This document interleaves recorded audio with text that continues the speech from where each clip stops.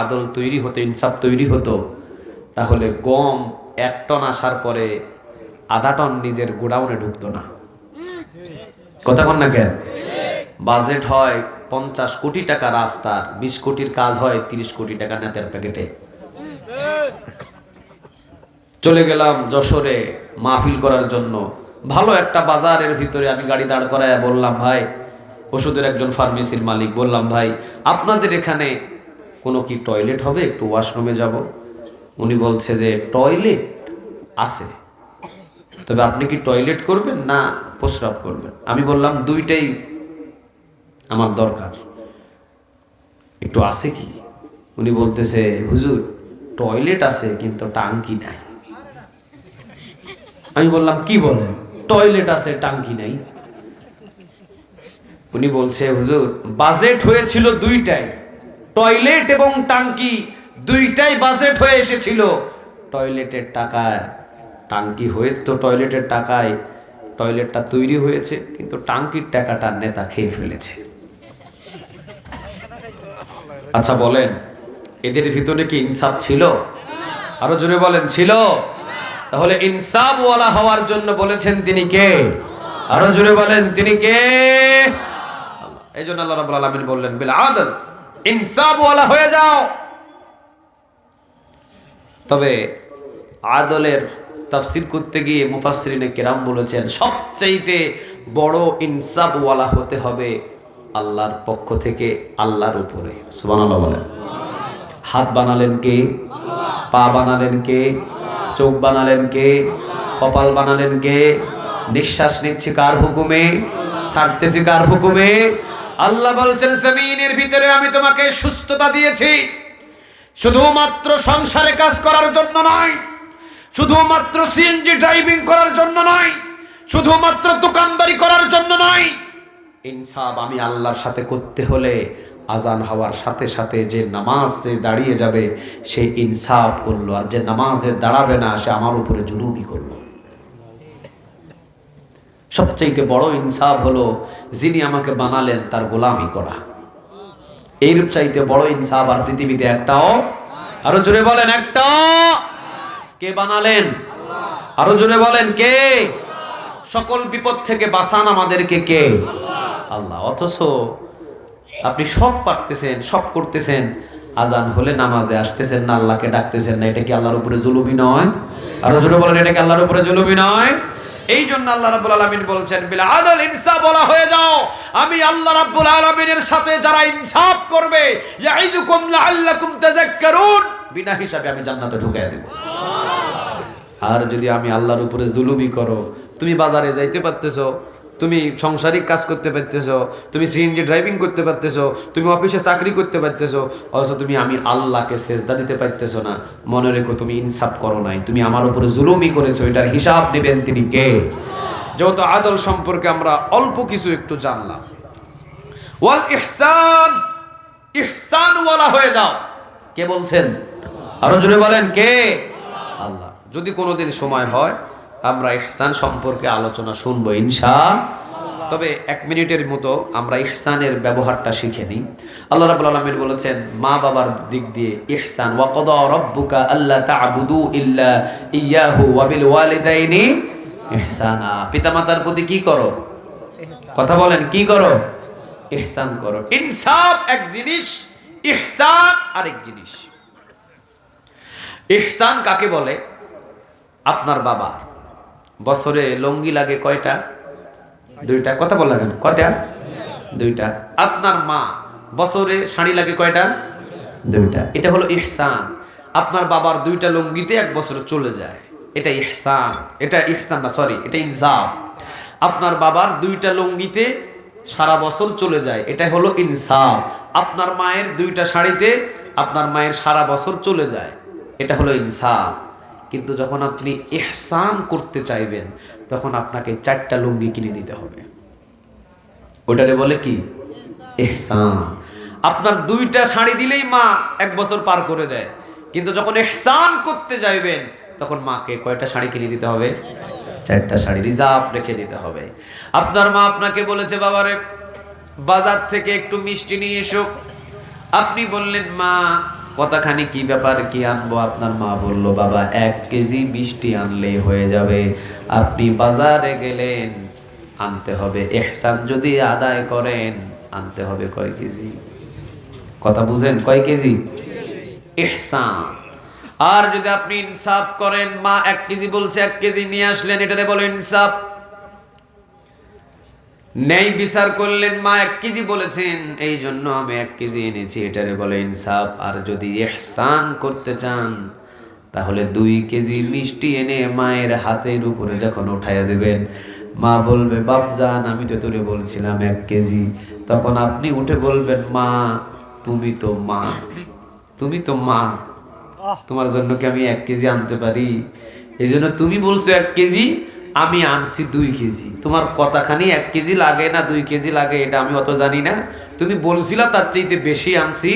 মা অন্তরে অন্তরে বলবে, ছেলে একটা পাইছি আমি। আল্লাহ, আমার এই কলিজার সন্তানটারে তুমি কোথাও বিপদে ফালায়ো না। এই যে দোয়াটা বাহির হবে, ইহসান আদায় করতে গিয়ে যে মায়ের জবান থেকে দোয়া বাহির হবে, সরাসরি আরশে গিয়ে দোয়া ধাক্কা লেগে যাবে। এই জন্য ইহসান করতে বলছে এখানে। ইহসান, মা চাইছে 100 টাকা, 50 টাকা দিছেন, ইনসাফ হয় নাই, জুলুমি করছেন। মা চাইছে 100 টাকা, দিছেন কয় টাকা? 50 টাকা, জুলুমি করছেন। মা চাইছে 100 টাকা, দিছেন 100 টাকা, ইনসাফ করছেন। মা চাইছে 100 টাকা, দিছেন 200 টাকা, ইহসান করে ফেলছেন। আর যখন ইহসান করছেন তখন মায়ের অন্তর থেকে দোয়া চলে আসছে। আর দোয়া আসছে তো আপনারা ঠেকাই কে? সারা পৃথিবীর পীর সাহেব যদি দোয়া করে, দোয়া কবুল হবে কিনা গ্যারান্টি নাই। মা যদি দোয়া করে আরশে গিয়ে ধাক্কা লেগে যায়। আলোচনা শুনেন নাই বনি ইসরাইলের? মুসা আলাইহিস সালাম, মুসা আলাইহিস সালাম তিনি আল্লাহ রাব্বুল আলামিনকে বলেছিলেন, আল্লাহ কে আমার সাথে জান্নাতে থাকবে? আল্লাহ রাব্বুল আলামিন বললেন, অমুক শহরের কে? কথা বলেন না কেন? কসায়। কসায় ঠিকানা দেন, আমি তার সাথে দেখা করতে চাই। ঠিকানা দিলেন, দেখলেন দুম্বা জব করে দুম্বার সবচাইতে দামি গোস্তটা কেটে উপরে ঝোলায় রেখে বিক্রি করে চললেন ওই গোস্তর টুকরাটা নিয়ে বাড়ির দিকে। মুসা আলাইহিস সালাম বললেন, বাবা তোমার বাড়ির আমি একটু মুসাফির হালতে থাকতে চাই, একটু মুসাফির মানুষ, আমি একটু দুপুরের খাবারটা খেতে চাই, চলেন। নিজ হাতে গোস্ত টুকরা করলেন। মুসা আলাইহিস সালাম দাঁড়িয়ে দাঁড়িয়ে দেখছেন, আসেন নাই তার বাড়িতে খাবার জন্যে, কিন্তু দেখতে এসেছেন যে এই কসাই নবীর সাথে জান্নাতে থাকবে, এর ব্যক্তিগত গোপন কি আমল আছে এটা আমাকে জানতে হবে। এসেছেন এজন্যই। দেখছেন গোস্ত টুকরা করলেন, গরম পানি দিয়ে রুটি বানালেন, নরম নরম রুটি 1 বাটিতে নিলেন, গোস্ত 1 বাটিতে নিলেন। ঘরের ভিতরে থেকে একজন বৃদ্ধ মানুষকে বাহির করে নিয়ে এসে পানি দিয়ে ধুয়ে মুছে এরপরে আবার ঘরের ভিতরে ঢুকায়া বসিয়ে গোস্ত এবং রুটিগুলো, কে রে মোবাইল বাজায়? মোবাইল অফ করো এখন। গোস্তগুলো রুটিগুলো মায়ের মুখের উপরে তুলে দেয়। আর মা দোয়া করে, আল্লাহ আমার সন্তান আমার জন্য যা করে দয়া এবং মায়া করে আমার সন্তানকে তুমি জামানার পয়গম্বর মুসা আলাইহিস সালামের সাথে জান্নাতে ঢুকাইয়া দিও। এবার মুসা আলাইহিস সালাম কয়, সর্বনাশ, কারবার তো ইয়া নেই। কসাই বলে, মা কতদিন এই দোয়া করো তুমি? আমি কসাইয়ের জন্য এই দোয়া করে তো কোনো লাভ হবে না, কারণ আমার আমল আখলাক তো কিছুই নেই। কিভাবে আল্লাহ আমারে পয়গম্বর মুসা আলাইহিস সালামের সাথে জান্নাত দিবে? আমার জান্নাতই দিবে না তো নবী তো দূরের কথা, জান্নাতে আমি পাবো না। মায়ের মন, মা বলছে, বাবারে সন্তানের জন্য আল্লাহর কাছে মায়েরা যখন চায় তখন বড় জিনিসটাই চায়। সুবহানাল্লাহ বলবেন না? মা তো বড় জিনিসটাই চায়। মুসা আলাইহিস সালাম ভিতরে ঢুকে বললেন, বাবারে আমি এসেছি পয়গম্বর মুসা আলাইহিস সালাম তোর গোপন আমল জানার জন্যে। তোর ব্যক্তিগত কোনো গোপন আমল নাই, আমলটাই হলো তোর মায়ের দোয়া। এই জন্য মায়ের দোয়াটা আল্লাহ কবুল করে নিয়েছে। আমি পয়গম্বর মুসা আলাইহিস সালামের পাশাপাশি কিয়ামতের ময়দানে তোর জান্নাতের ঘরটাও বানায়া দিবেন তিনি কে? ইহসান। ইহসান বুঝলেন তো? কথা বলেন, বুঝলেন তো? লুঙ্গি লাগবে কয়টা? ইহসান করতে হলে দিতে হবে কয়টা? আর একটা দিলে কি হবে? জুলুম। 2টা দিলে ইনসাফ, 4টা দিলে কি হবে? ইহসান হয়ে যাবে। আল্লাহ বলছেন, ওয়া ইতাইদিল কুরবা, আত্মীয় স্বজনদের হক দিয়ে দাও, যেমন বোনের হক দিয়ে দাও। ওটাকে ধরে রাখা যাবে না। ভাগিনা ভাগ্নির হক দিয়ে দাও, ভাতিজার হক দিয়ে দাও, ভাইয়ের ছেলের হক দিয়ে দাও, বোনের ছেলেদের হক দিয়ে দাও, দিয়ে দাও এগুলো। আল্লাহ রাব্বুল আলামিন বলছেন এই তিনটা ধরো। ওয়ায়ানহা, আল্লাহ বলছেন নিষেধ করেন, আনিল ফাহশা, অশ্লীলতা। অশ্লীলতা কেমন? হাফ প্যান্ট পরে দেখবেন যুবকরা হাঁটাহাঁটি করে। কথা বলেন না কেন? এত গরম লাগছে, ও সেন্টু গেঞ্জিও নাই, হাফ প্যান্ট একটা জাঙ্গা পরে রাস্তায় হাঁটে। শয়তান কয় আমি শয়তান যে কি এমনি হয়েছিলাম আল্লাহ ভালো জানে। বাংলাদেশে এত শয়তান রাস্তায় ঘুরে, আল্লাহ চোখে দেখে না? আমি ইবলিশকে শয়তান বানাতে হলো? হাফ প্যান্ট পরে দেখবেন ঘুরবে, এটা কি অশ্লীলতা নয়? কথা বলেন, অশ্লীলতা নাই?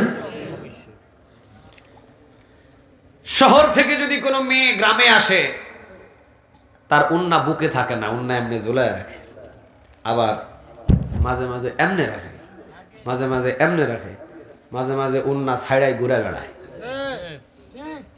অশ্লীলতা নয়? এগুলো বাধা দিতে হবে যুবকদের, এগুলো বাধা দিতে হবে মুরব্বীদের। যে হাফ প্যান্ট পরে রাস্তায় বাইর হবে, তার বাবাকে ডেকে ডাক দিয়ে বলবেন, তোর এই ছেলে এই সমাজের ভিতরে হাফ প্যান্ট পরে ঘুরে বেড়ায়, এটা বেমানান। সমাজের ভিতরে থাকতে হলে ফুল প্যান্ট পরে ঘুরতে হবে, না হলে এলাকা ছেড়ে ছেলে সহ শহরে যা। কথা বল না কেন? এই গ্রামে বসবাস করার আর তোর স্থান। একজনরে যদি সাইজ করেন, সব হাফ প্যান্ট কোথায় হারিয়ে যাবে টেরও পাবেন না। যুবকরা হাফ প্যান্ট পরা, এখন তো যুবকদের হাফ প্যান্ট পরা দেখে দাদারাও কয় হাফ প্যান্টটা আমার একদিন দিস, আমিও একদিন পরব। দাদাদের এই পরিস্থিতি, বাধা নাই। অশ্লীলতা, ওয়াল মুনকার, মন্দ কাজ, মন্দ কাজগুলো বন্ধ করে দিতে হবে। বোনের বিয়ে, হে ইমাম সাহেবরে দিব 200 টাকা, 300 টাকা, 500 টাকা, হে 5000 টাকা দিয়ে ডেকসেট নিয়ে আসি বাজায়। কথা বল না কেন? এটা ভালো কাজ? কথা বলেন, ভালো কাজ? হিন্দুদের বিয়েতে গান বাজনা হয়, হিন্দুদের বিয়েতে গান বাজনা হয়। মনে রেখিও, মুসলমানদের বিয়ে যদি গান বাজনা দিয়ে উদ্বোধন হয়, ওই মুসলমানের বিয়ে, ওই বিয়েতে আপাতত জীবনে কোনোদিন ভালো কিছু আশা করা যায় না। তুমি শুরুই করছো হারাম দিয়া, তো তোমার বোনের বিয়ে টিকবে কিভাবে? তুমি শুরু করছো হারাম দিয়া, তোমার বোন এবং বোনের জামাইয়ের ঘরে আব্দুল কাদের জিলানী জন্ম নেবে না, ডিপ জল জন্ম নেবে, ডিপ জল। মনে রাখো। এই জন্য বিয়ে শাদিতে যে মন্দ কাজগুলো আছে, এগুলো আমরা বন্ধ করে দিব ইনশাআল্লাহ। ওয়াল বাগ, জুলুম। 17 বছর জুলুম দেখেন নাই? কথা বলেন না কেন? দেখেন নাই? চুরি করেছে, ও বুক ফুলায়া সমাজে ঘুরে, আর যে চুরি করে নাই তারে বানাইছে চোর। জেনা করেছে, জেনা করার পরে বুক ফুলায়া সমাজে ঘুরে, আর যিনি 50 বছর কোরআনের দাওয়াত দিছে, ওনারে 13 বছর জেলখানায় রাখা, ওরে বানাইছে ধর্ষক। শয়তান কয় আমি কি শয়তান, আমার চাইতে এত বড় বড় কালামানিক্কা শয়তান যে বাংলাদেশে আছে, আমি তো জানতাম না। রাজাকার, ওনারে বানাইছে, অথচ রাজাকারে পুরা বাংলাদেশ ভরে গেছে। তুমি কে আমি কে? তুমি কে আমি কে? আল্লাহ যে কি বিচার করলেন, অবাক হয়ে গেছে বাংলার মানুষ। সবচাইতে বড় কল্পনা, সবচাইতে বড় পরিকল্পনাকারী কে? আরো জোরে বলেন কে? আল্লাহ বলছেন ওয়াল বাগি, জুলুম করা, জুলুম করতে নিষেধ করেছেন। তাহলে 3টা ধরবে, 3টা ছাড়বে। আল্লাহ বলছেন ইয়াইদুকুম লাআল্লাকুম তাযাক্কারুন, তোমাদেরকে বিনা হিসাবে জান্নাতে দিয়ে দেওয়া হবে। ইয়াইযুকুম লাআল্লাকুম তাযাক্কারুন, তোমরা পৃথিবীর শ্রেষ্ঠ মানুষ হয়ে যাবে। সুবহানাল্লাহ বলেন। ইয়াইযুকুম লাআল্লাকুম তাযাক্কারুন, তোমাদের ডান হাতে আমলনামা দেওয়া হবে। সুবহানাল্লাহ বলেন। তাহলে 3টা ছাড়বো আর 3টা ধরবো ইনশাআল্লাহ। আল্লাহ আমাদের সবাইকে কবুল করুক, বলেন আমিন। ওয়া আখিরু দাওয়ানা আনিল হামদুলিল্লাহি রাব্বিল আলামিন।